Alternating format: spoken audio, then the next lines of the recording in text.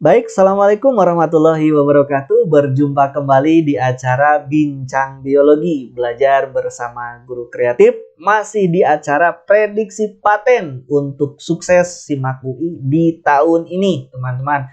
Oke, baik, video ini kita buat adalah pertemuan kedua mengenai prediksi paten SIMAK UI di tahun ini, teman-teman. Maksimalkan ikhtiar dan doanya ya. Oke. Nah, di pertemuan kemarin kita sempat bahas sampai soal nomor 8 ya. Kita lanjutkan di nomor 9. Oke, di pertemuan kedua ini ya. Jangan lupa like, comment, and subscribe. Baik, di soal nomor ke-9 ini teman-teman bisa perhatikan yang pertama katanya perkembangan embrionik gitu ya. Tipe Deuterostom dianggap sebagai perkembangan embrio yang paling maju katanya. Perkembangan ini dapat dijumpai pada hewan apa? Oke, kita bahas gitu ya.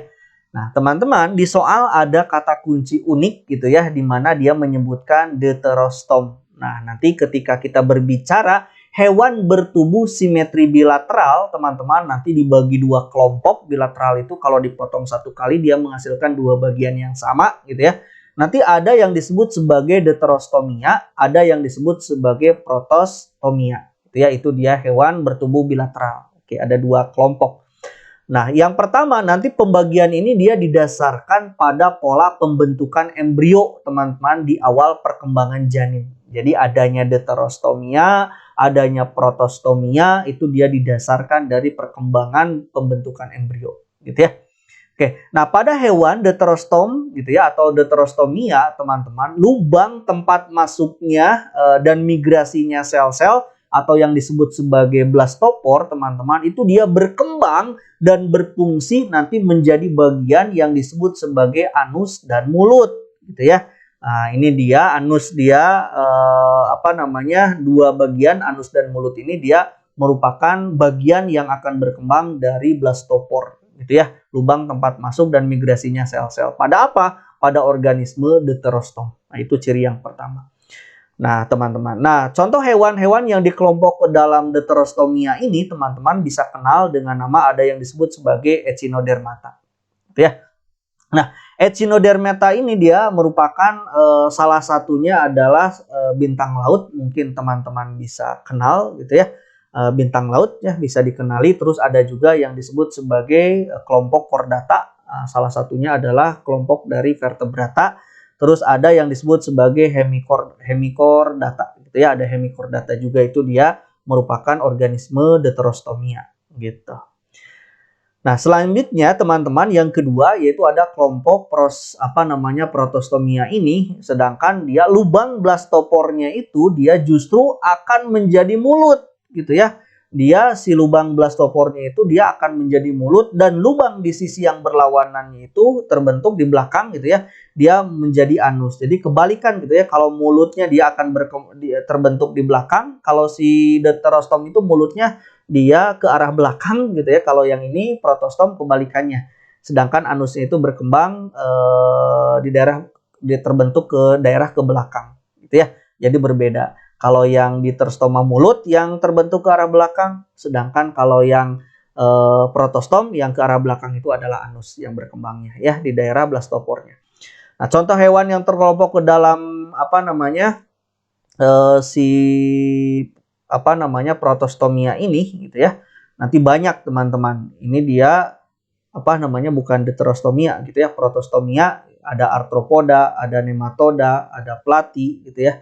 Ada moluska, ada juga annelida. Gitu ya. Ini ganti teman-teman ya. Ini dia Protostomia. Itu dia kelompok hewannya. Nah, ini dia bisa dilihat sama kalian ketika kita kelompokkan gitu ya. Ada yang disebut sebagai organisme, nanti ada non jaringan gitu ya. Non jaringan itu dia dikelompokkan langsung ke dalam organisme porifera. Terus ada organisme yang dibagi dua gitu ya. Ada organisme protostom, deuterostom, terus ada organisme yang tidak berbicara protostom, deuterostom gitu ya. Nah, ini dia masuk ke dalam kelompok Cnidaria. Sedangkan protostom di mana si mulutnya itu dia si anusnya itu dia berkembang di arah belakangnya, itu banyak kelompoknya. Ini teman-teman ada plati, annelida, moluska gitu ya. nematoda, arthropoda, sedangkan di mana mulutnya yang berkembang ke arah belakang, di arah belakang terbentuk mulut itu masuk ke organisme Deuterostome, itu ada chordata, ada Echinodermata, gitu ya, seperti itu. Ini pengelompokannya. Jadi jawabannya adalah perkembangan ini dapat dijumpai pada hewan apa? Tipe Deuterostome adalah ini dia. Oh, masih ada gambar ya. Ini yang tadi perkembangannya teman-teman bagian blastopor kan ya. Untuk organisme yang protostom itu ke arah belakangnya itu dia membentuk daerah anus, sedangkan kalau Deuterostome itu ke arah belakang itu dia membentuk di daerah mulut, membentuk daerah mulut gitu ya. Ini dia perbedaannya di daerah blastopornya yang tadi sudah ya kita jelaskan. Oke, jadi jawabannya adalah bintang laut gitu ya, termasuk ke dalam Echinodermata gitu. Itu dia nomor ke-9 di pertemuan kedua ini. Kita masuk ke soal nomor 10.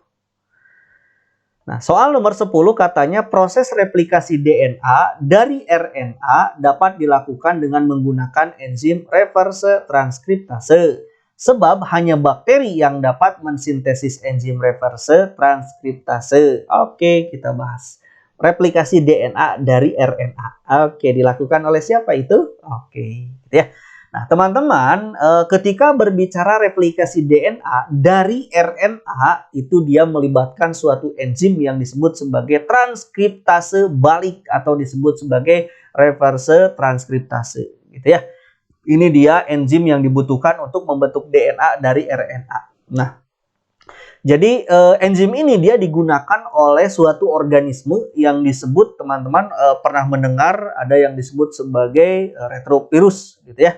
Jadi nah retrovirus ini dia membuat kopi DNA-nya itu ternyata bukan dari DNA lagi, tapi dari mana? Dari RNA-nya. Jadi RNA yang ada di dalam tubuhnya itu bisa dibentuk, bisa dikopi menjadi DNA. Makanya disebut sebagai transkriptase balik. Jadi proses transkripsi balik gitu ya. Kenapa disebut balik? Sebab bukan dari DNA ke RNA, tapi dari RNA ke DNA. Ingat di dalam proses transkripsi itu kan pada sel-sel pada umumnya itu kan DNA membentuk RNA, itu transkripsi. Nah, kalau yang ini namanya adalah transkripsi balik. Maksudnya apa? Dari RNA membentuk DNA gitu ya. Nah, ini dia dilakukan oleh retrovirus gitu ya dengan enzim reverse transkriptasenya. Nah, dengan demikian teman-teman, gen atau bagian dari gen dapat disintesis nanti berdasarkan kodonnya atau berdasarkan mRNA. mRNA inilah yang akan membentuk kopian DNA-nya. Gitu ya, seperti itu.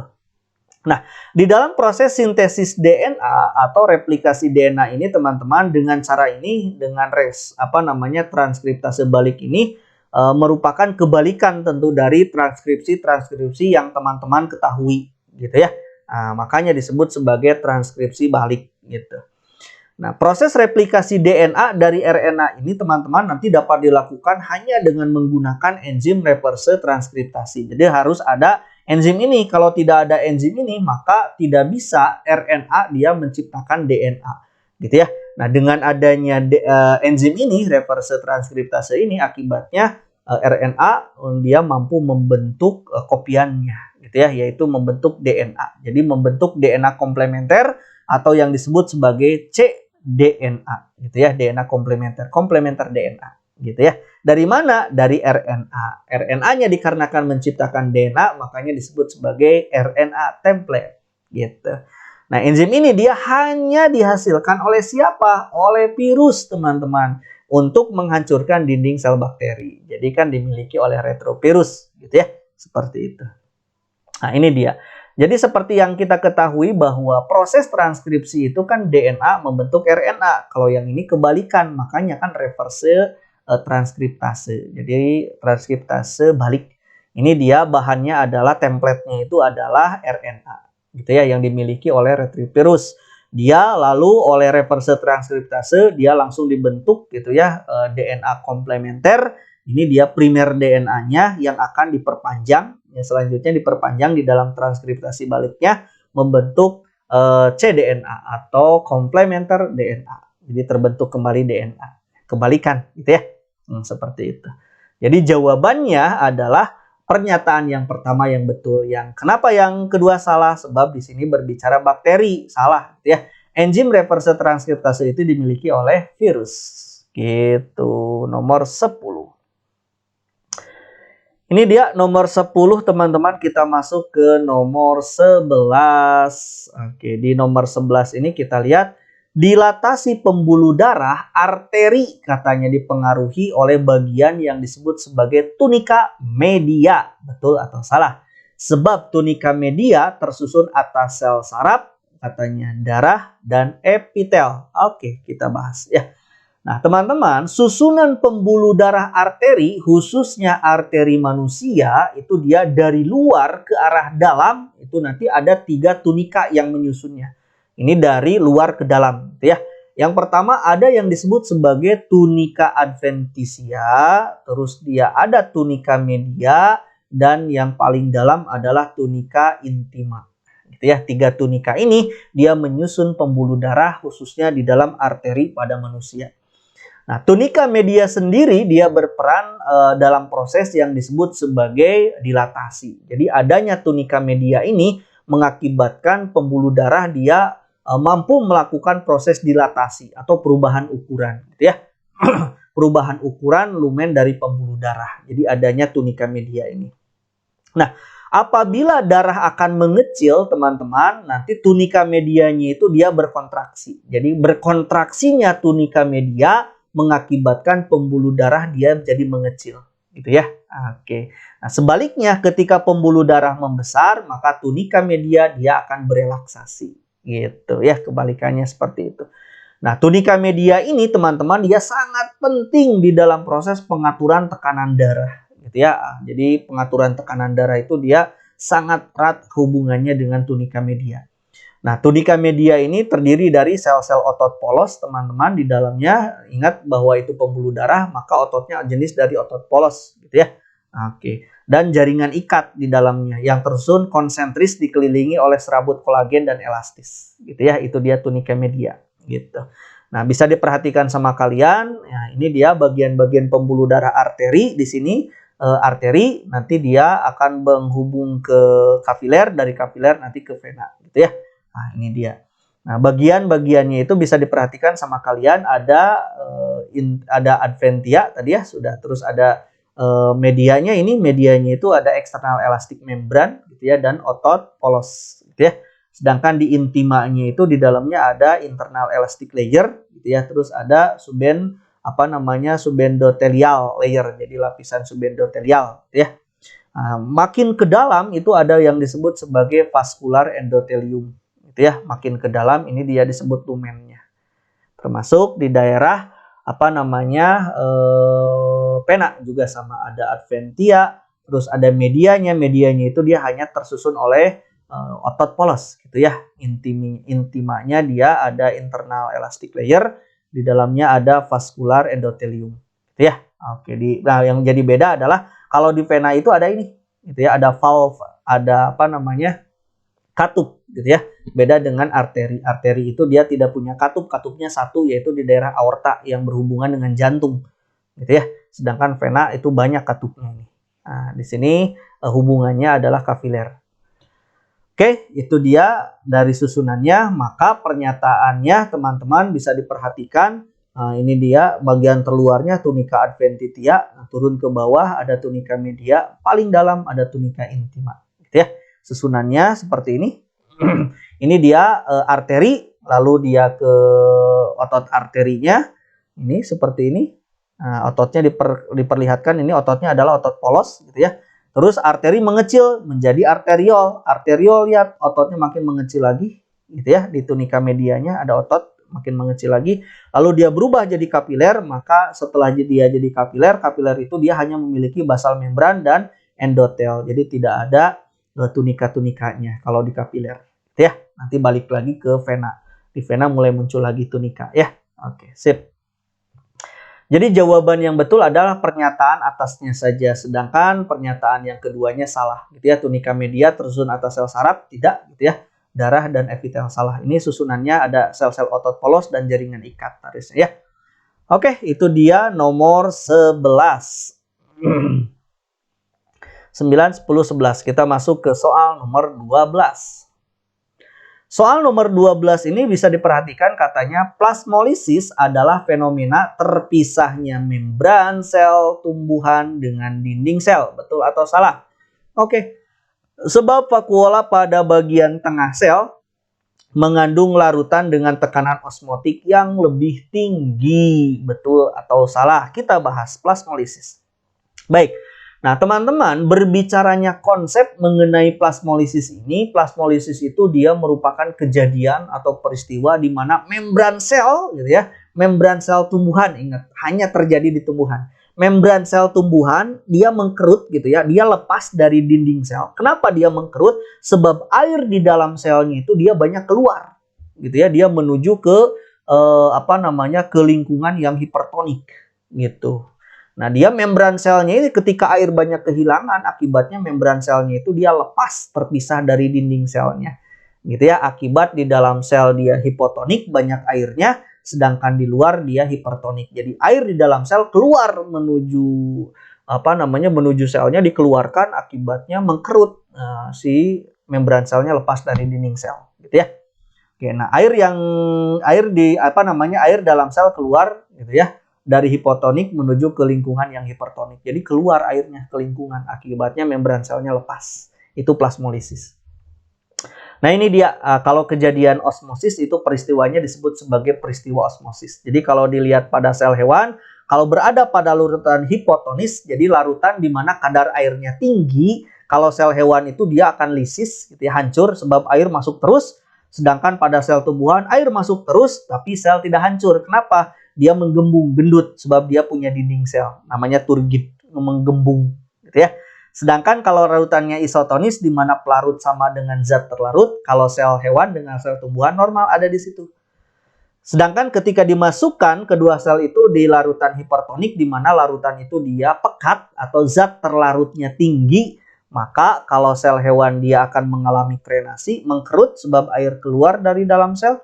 Kalau di tumbuhan dia airnya keluar juga ke dalam sel, tetapi dia tidak halnya si sel hewan, si dinding selnya masih tetap kokoh gitu ya, namun membrannya dia lepas dari dinding sel, mengkerut dari dinding sel. Itu namanya plasmolisis gitu ya. Jadi jawaban yang tepatnya teman-teman kalau kita aplikasikan ke daerah aplikasi dalam bentuk soal yang lain, bahwa berbicaranya konsep osmosis itu, ingat sama kalian bahwa pergerakannya itu dari larutan hipotonis yang encer bergerak ke larutan hipertonis yang pekat gitu ya. Nah, jika kita sudah ketahui bahwa sisi sebelah kiri katanya ini dia merupakan larutan hipotonis, berarti kadar airnya tinggi. Sisi sebelah kanannya dia hipertonik, jadi larutannya pekat, maka air dari sisi kiri akan bergerak ke sisi kanan gitu ya, yang mengakibatkan sisi kanan menjadi tinggi gitu ya. Tingginya akan berhenti kapan? Kalau larutan di sebelah kiri dan di kanannya kadar airnya menjadi sama, maka dia akan berhenti peristiwa osmosisnya. Gitu ya, itu dia. Seperti itu osmosis itu. Yang dibatasi tentu di dalam osmosis itu yang terpenting adalah adanya pembatas yang disebut sebagai membran selective permeable. Gitu ya.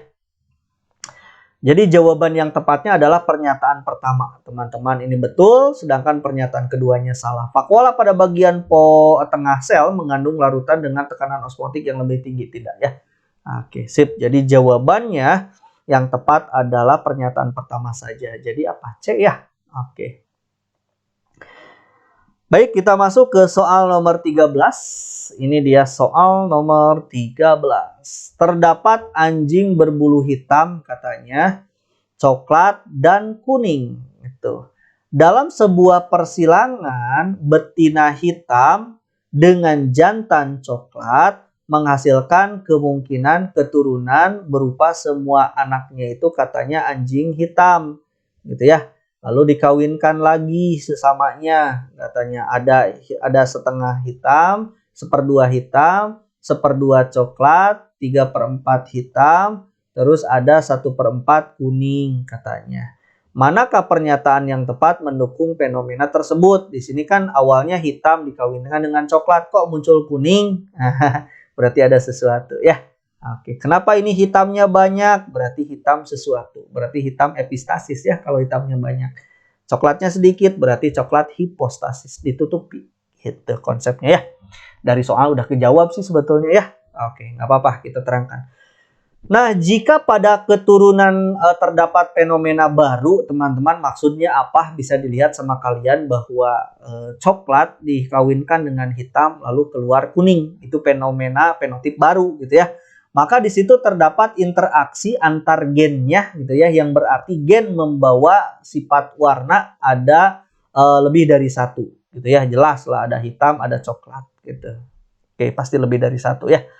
Oke, nah yang kedua, dari kemungkinan hasil keturunan pada soal tersebut, teman-teman, di mana antara hitam dengan jantan coklat gitu ya, di soal dikawinkan, lalu kemungkinan menghasilkan keturunan semuanya itu F1-nya itu dia hitam katanya. Lalu F1 dikawinkan sesamanya, lalu dia menghasilkan ada coklat, ada kuning, tapi hitamnya banyak, berarti hitam dia bersifat epistasis terhadap coklat. Jadi epistasis itu teman-teman maksudnya apa? Hitam dominan, lebih dominan gitu ya, sifatnya menutupi coklat. Meskipun coklat dominan, kalau hitam digabungkan dengan coklat ternyata yang keluar hitam, maka hitam epistasis gitu ya terhadap coklat. Menutupi sifat coklat, itu epistasis gitu ya. Akibatnya hitam lebih banyak ini gitu.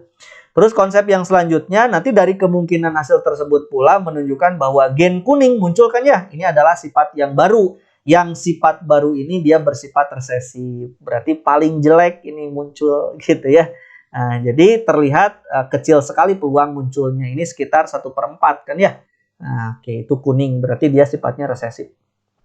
Sebab muncul peluangnya itu sangat-sangat sedikit. Terus gen hitam itu ya yang merupakan gen dominan yang sifatnya tadi epistasis gitu ya. Dan dia itu punya sifat tidak bersifat letal. Kenapa? Karena parentalnya kan hitam. Ini hitam hidupnya yang mati dikawinkan gitu ya. Betina hitam, berarti hitam itu dia tidak letal gitu ya.